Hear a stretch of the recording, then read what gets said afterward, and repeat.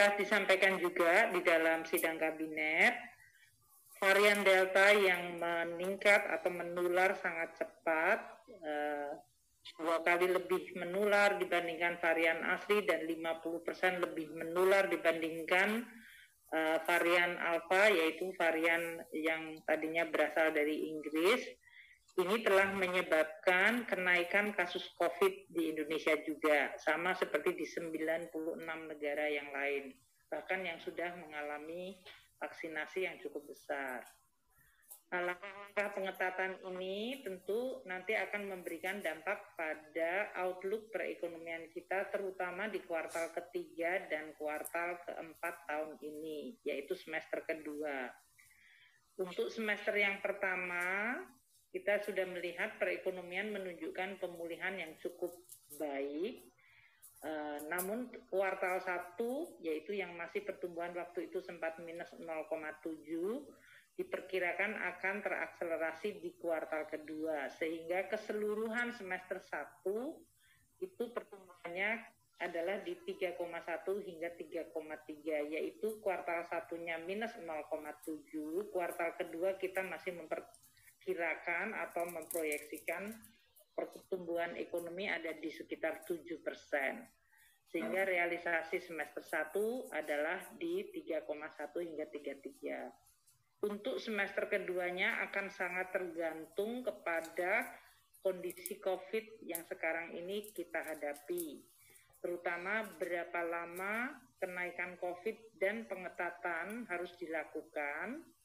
Kalau terjadi skenarionya itu akan cukup moderat, yaitu bulan Juli sudah bisa dikendalikan dan pada Agustus sudah mulai ada aktivitas yang normal, atau terjadi kemudian restriksinya dikurangi, maka ekonomi masih akan bisa tumbuh pada kondisi pertumbuhan yang di atas 4%.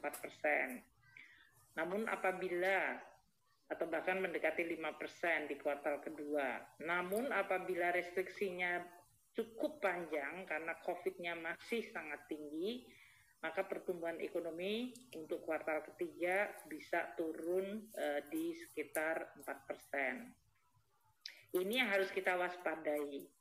Nah, untuk itu kecepatan imunitas yang bisa dimunculkan di masyarakat melalui vaksinasi menjadi syarat yang penting, dan juga pelaksanaan protokol kesehatan, sehingga kondisi dari COVID tetap bisa dikendalikan, namun pemulihan ekonomi juga tetap bisa dipertahankan.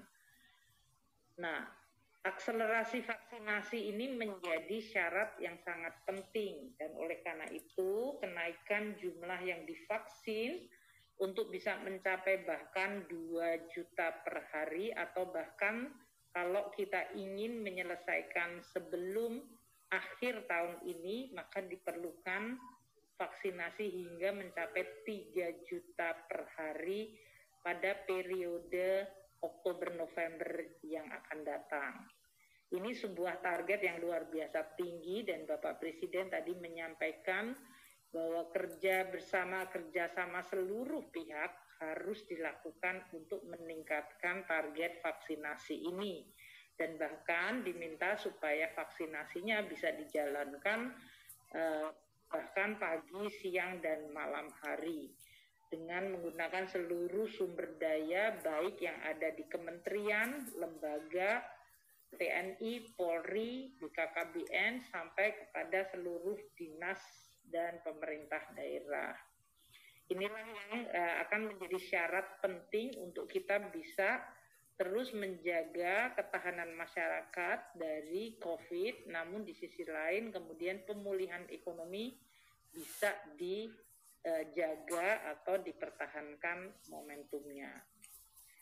Nah, untuk tahun 2021 ini, tadi telah saya sampaikan, realisasi semester 1 pertumbuhan ekonomi di 3,1 hingga 3,3, inflasi di 1,33, tingkat suku bunga 6,59%, itu lebih rendah dari asumsi 7,29% untuk SBN 10 tahun. inflasi tadi 1,33 lebih rendah dari asumsi APBN yang 3%, nilai tukar di 14.299 lebih rendah dari nilai tukar asumsi 14.600, harga minyak ada di $62 per barel, lebih tinggi dari harga minyak asumsi $45, dan untuk lifting minyak $663 per barel, lebih rendah dari asumsi 705.000 barel per hari, dan untuk lifting gas di 1.007.000 itu sama dengan asumsi 1.007.000 ekuivalen barel per hari. Itu adalah untuk asumsi dari APBN 2021 realisasi semester 1. Sampai dengan semester 1, pendapatan negara kita mencapai 886,9 triliun atau terjadi pertumbuhan 9,1%. Angka 886,9 triliun ini adalah 50,9% dari target APBN 2021 yaitu 1.743,6 triliun rupiah. Nah, pertumbuhan pendapatan negara 9,1% ini dibandingkan tahun lalu yang mengalami kontraksi 9,7%, ini adalah suatu kenaikan yang sangat tinggi dan bagus. Penerimaan pajak sudah mencapai 557,8 triliun atau 45,4% dari target tahun ini 1.229,6 triliun. Penerimaan pajak kita mengalami hantaman yang sangat kuat, yaitu kontraksinya sampai 12% atau hanya 531,8 triliun. Jadi sekali lagi juga dari sisi penerimaan pajak terjadi pemulihan dari minus 12% tahun lalu sekarang melonjak atau mengalami pertumbuhan mendekati 5%. Untuk bea dan cukai juga sudah terkumpul 122,2 triliun atau 56,9% dari target 215,0%. Ini terjadi pertumbuhan sampai 31,1% sendiri dibandingkan tahun lalu. Tahun lalu itu tumbuhnya 8,8, jadi terjadi kenaikan yang meloncat lebih tinggi, lebih dari 3 kali lipat dari pertumbuhan penerimaan kepabeanan dan cukai. Dan untuk PNBP kita 206,9 triliun sudah dikumpulkan. Ini merupakan kenaikan 11,4% dibandingkan tahun lalu yang 185,7 triliun. Ini juga suatu pemulihan yang luar biasa karena tahun lalu PNBP kita mengalami kontraksi 11,2%. Jadi kalau dilihat dari penerimaan negara terjadi geliat pemulihan ekonomi yang terekam cukup kuat. Di sisi belanja negara sudah direalisasi belanja sebesar semester 1 ini adalah sebesar 1.170,1 triliun atau 42,5% dari target belanja tahun ini. Belanja ini naik atau tumbuh 9,4% dibanding tahun lalu yang hanya tumbuh 3,4%. Nah, kalau kita lihat yang naik sangat besar adalah belanja pemerintah pusat, yaitu 196,3 triliun atau naik 19,1% dari tahun lalu. Dan ini sumbangannya terutama dari belanja kementerian dan lembaga, yaitu 449,6 triliun atau 43,6% dari total belanja kementerian lembaga. Belanja KL ini, kementerian lembaga ini melonjak 28,3% dibandingkan tahun sebelumnya. Jadi ini sumbangannya sudah sangat tinggi dan memang APBN menjadi pemulihan ekonomi yang luar biasa, terutama pada semester 1 ini. Untuk KL 346,7 triliun atau naik 8,9% dari tahun lalu. Untuk transfer ke daerah masih mengalami kendala, Realitas 373,9 triliun atau kontraksi 6,8% dibandingkan tahun lalu yang mencapai 400,9 triliun. Ini pun sesudah ditransfer ternyata juga masih ada silpa atau berarti belum kemudian dipakai langsung oleh para pemerintah daerahnya. Untuk realisasi semester ini kita mengalami defisit 283,2 triliun atau 1,72%. Nah, dari pelaksanaan APBN semester 1 ini dengan berbagai pergerakan dan perubahan yang sekarang ini terjadi, terutama program-program di bidang kesehatan dan perlindungan sosial. Nah, untuk bidang kesehatan ini, tahun 2021 akan mengalami kenaikan lagi, yaitu program di dalam pemulihan ekonomi dan penanganan COVID untuk pagu di bidang kesehatan akan mencapai 193,93 triliun.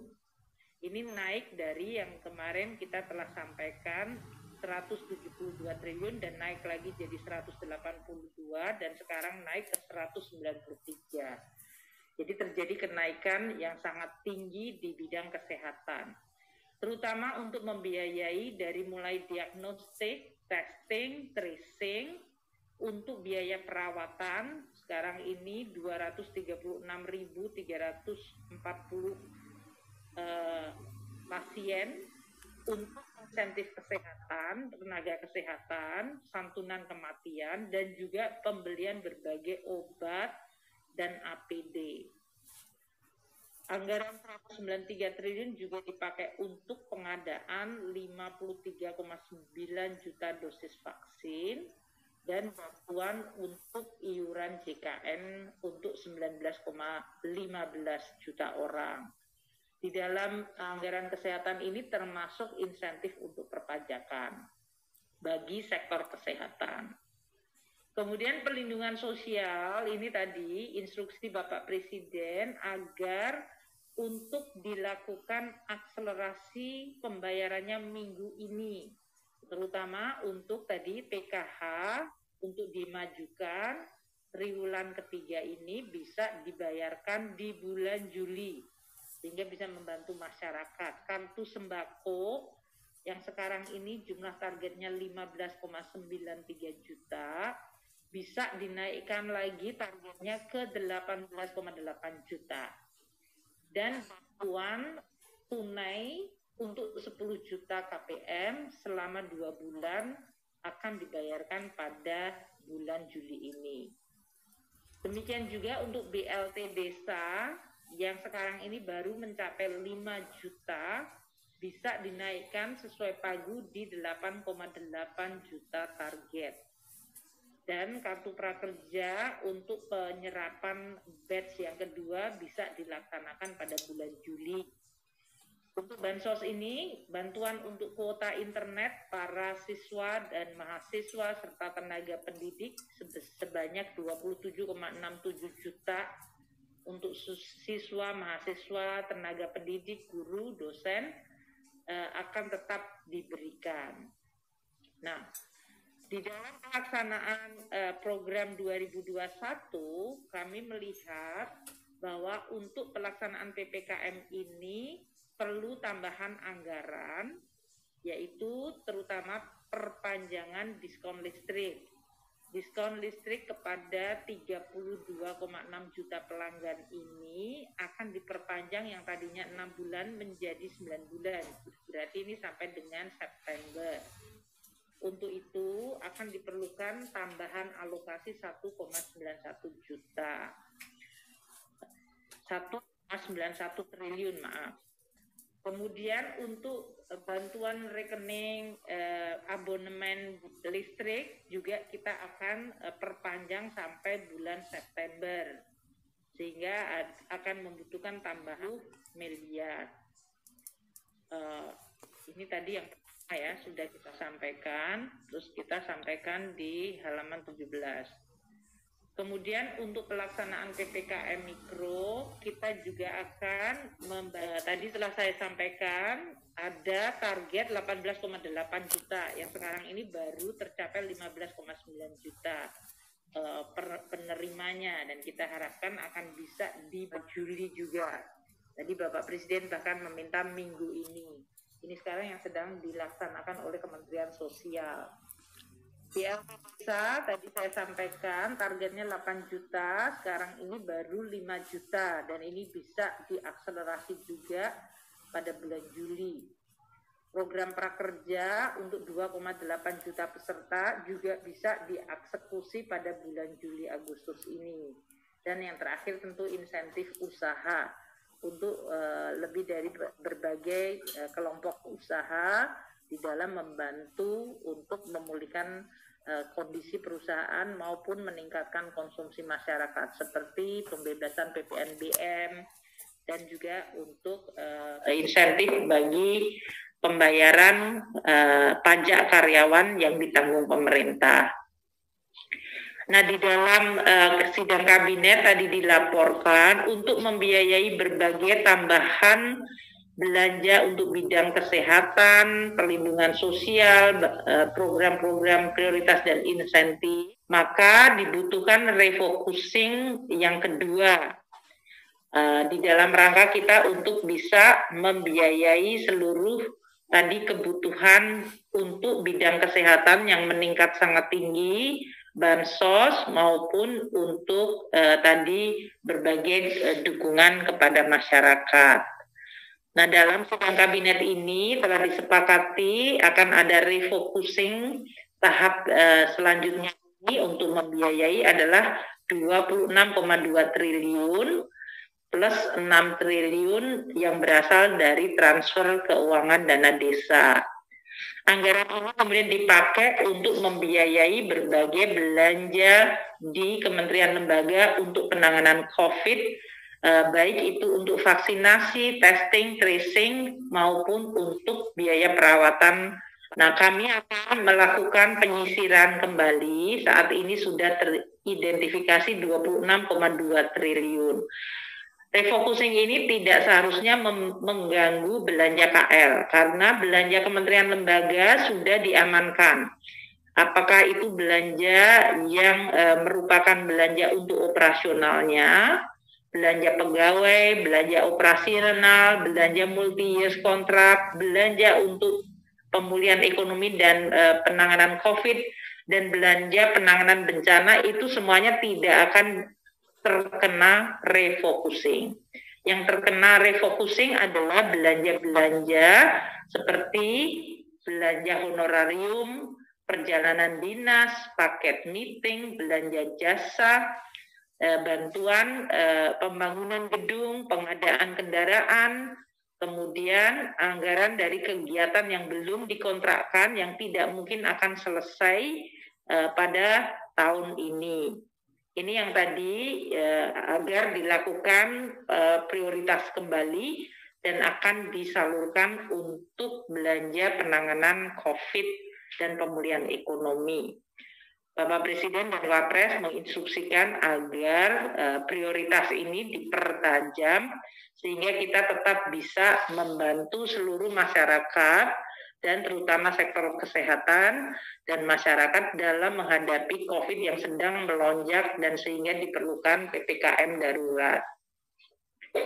Nah, untuk tahun 2022 nanti kita akan sampaikan di dalam nota keuangan. Jadi untuk saat ini kami tidak akan menyampaikan di dalam keterangan pers ini, tapi poinnya adalah bahwa kita sedang menyusun RAPBN 2022. Presiden tadi menginstruksikan harus tetap fokus dan beberapa untuk kegiatan yang tidak prioritas agar ditunda atau dikendalikan atau bahkan dibatalkan.